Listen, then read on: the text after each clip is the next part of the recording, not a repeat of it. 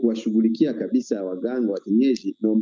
Kwa kawaida tulipasha kusaidiwa na serikali, alafu serikali haisaidii waganga wa asili, na ndio maana wengi kati yao wanashinda kufungua vituo, alafu wanakuwa wakitunza wagonjwa kwenye nyumba zao. Sasa sisi kama kamati tunafanya namna gani katika hii kipindi ya Ebola ambayo tunapitia? Tunajikaza kuenda kupitia vikundi mbalimbali vya waganga wa asili, tukiwa tunawahimiza kwamba ni lazima kutia hiyo dispositif ya kuosha mikono kwa sabuni na maji, ili wakati mgonjwa anapofika asukule kwanza mkono kabla ya kuingia kwenye kituo, kwa wamoja ambao wanavyo na wengine ambao wanatunza nyumbani, ili kabla ya kupokea mgonjwa wafike asukule kwanza mkono. Mungo Jibira Frederick, makamu mratibu wa jukwaa la waganga wa jadi katika mkoa wa Ituri, ambaye pia amearifu juu ya mkutano wao na maafisa wa shirika la afya duniani kama sehemu ya kukabiliana na mlipuko wa ugonjwa wa Ebola.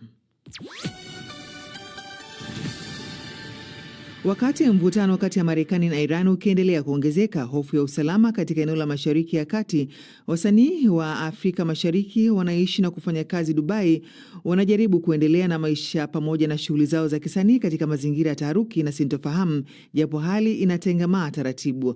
Ahmed Bahaji BBC amezungumza na mwanamuziki na mjasiriamali kutoka Kenya, Gabriel Mumbo maarufu kama Dogo Skills, kuhusiana na namna wasanii wanavyojipanga kuendelea na kazi zao katika kipindi hiki cha mzozo. Saizi maisha inaendelea kama kawaida, ni hali ya utulivu na na kila kitu inaendelea kama kawaida, biashara zinaendelea. Umeona hata juzi Kenya Airways wameweka wazi ya kwamba wamerudisha safari zao za kukuja Dubai. So kila kitu iko sawa. Hata saizi tuko niko kwa ofisi sasa. Sawa. Sasa tunajua kwamba shughuli zile za kibiashara zimeanza kurejea sawa. Na kama tunavyojua Dubai ndio kitovu cha masuala ya ubunifu, sanaa na burudani. Hasa tukija katika upande wenu wa wanamuziki. Shows bado zipo? Mnapiga show mpaka sasa? Yeah, show bado ziko. Hata juzi nimekuwa na show na niko na show zingine kadhaa zinakuja, na Dubai ni business hub ya UAE. Na wamefanya kila kitu ku make sure wamelinda wananchi na biashara zinaendelea kama kawaida. Ingawaje watu walikuwa na hofu, but sahii kila kitu iko sawa. Na kata mali nimekaa naona kuna traffic inaanza kuja from sahii,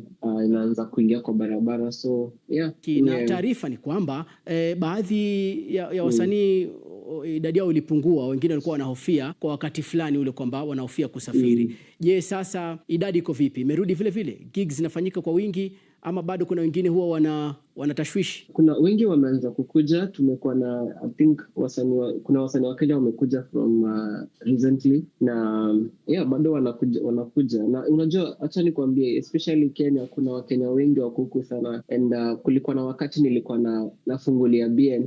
BN alikuwa huku.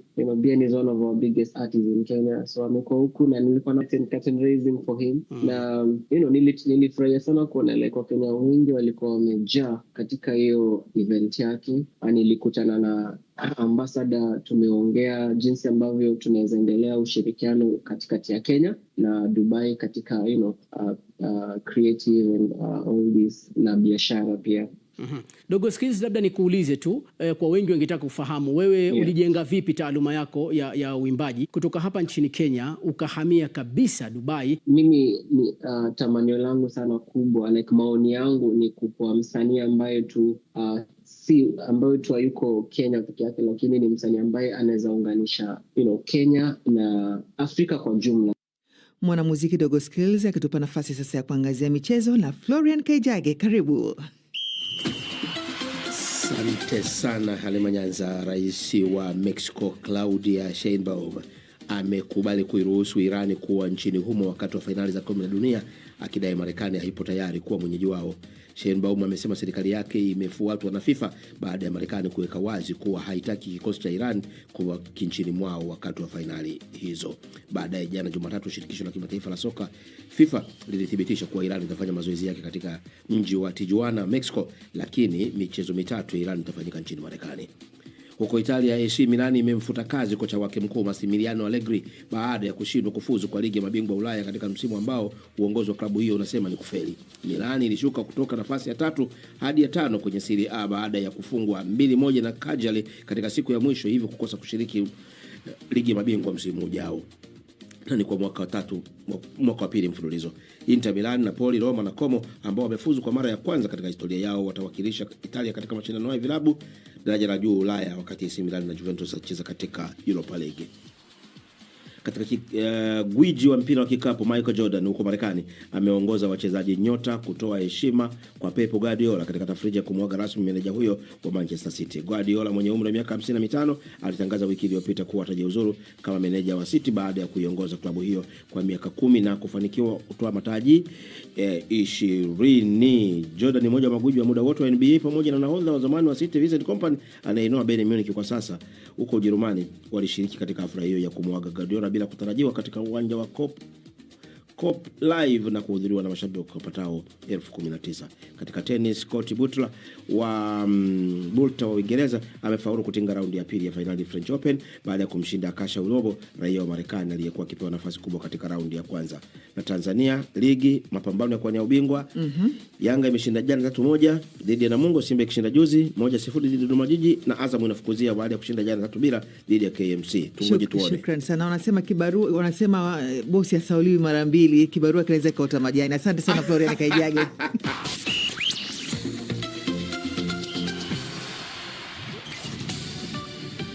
Unaendelea kusikiliza idhaa ya Kiswahili ya BBC. Mimi ni Halima Nyanza. Habari kuu asubuhi hii: vikosi vya Marekani katika eneo la Mashariki ya Kati vyashambulia maeneo ya kusini mwa Iran. Na katika gumzo tunauliza, je, nguo za mitumba na zile zinazotengenezwa viwanda vya ndani zinaweza kubaki katika soko moja? Hii ni BBC.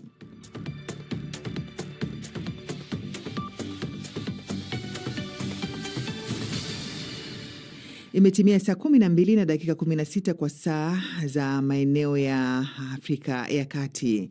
Ni takriban miaka 5 tangu kundi la Taliban lichukue mamlaka nchini Afghanistan na kukandamiza haki za wanawake, ikiwa ni pamoja na kupiga marufuku elimu kwa wanawake.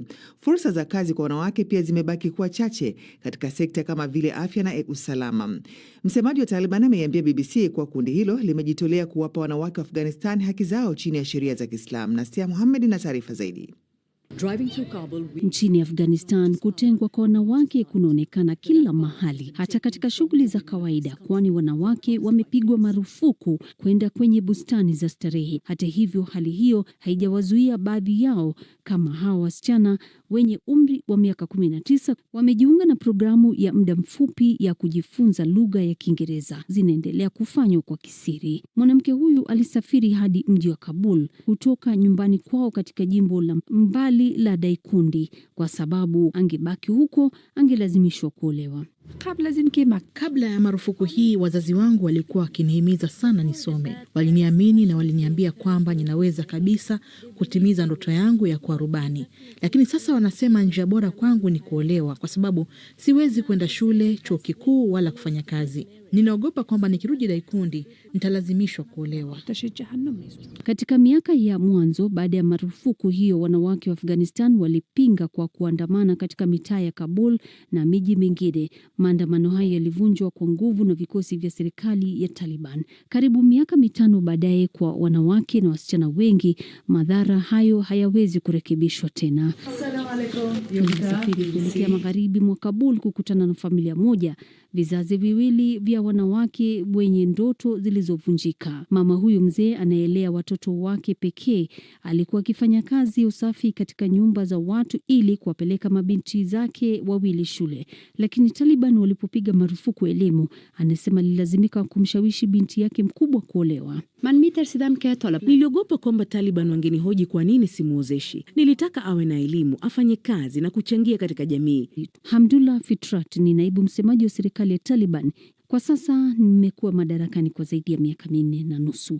Mnawezaje kuendelea kuhalalisha marufuku hii ya elimu kwa wasichana na wanawake? Kuhusu marufuku ya elimu, takwimu zetu zinaonyesha kuwa takriban wavulana milioni 7 na wasichana milioni 5 kwa sasa wanasoma. Kizuizi cha elimu zaidi ya darasa la 6 ni swala tofauti. Ni lini elimu ya sekondari na ya juu kwa wasichana itafunguliwa? Ni swali linalohusu Wizara ya Elimu na tunatumai watatoa jibu la kuridhisha. Serikali ya Kiislamu ya Afghanistan imejitolea kuwapa wanawake haki zao kulingana na sheria za Kiislamu. Tuliomba majibu kutoka Wizara ya Elimu lakini hawakuyatoa. Nastia Mohamed.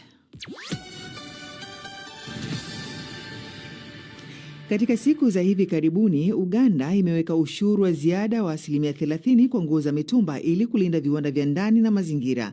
Na katika gumzo hii leo tunauliza, je, ni sahihi kupiga marufuku mitumba? Na je, bidhaa hizi mbili zinaweza kuwepo soko moja? Kujibu hilo nimezungumza na mwanauchumi Dr. Beatrice Kimaro kutoka katika Chuo Kikuu cha Moshi nchini Tanzania, pamoja na mwanaharakati na mfanyabiashara Crispus Mubale kutoka nchini Uganda, ambaye nimeanza kumuuliza, je, uamuzi huu unalinda uchumi wa taifa au unaongeza mzigo wa maisha kwa mwananchi wa kawaida? Serikali inaamini ushuru mkubwa kwa mitumba utasaidia ama utapunguza mitumba ambazo zinaingia nchini Uganda. Nadhani hilo si jibu la tatizo tulionalo, kwa sababu ukiangalia bei za mitumba na nguo ambazo zina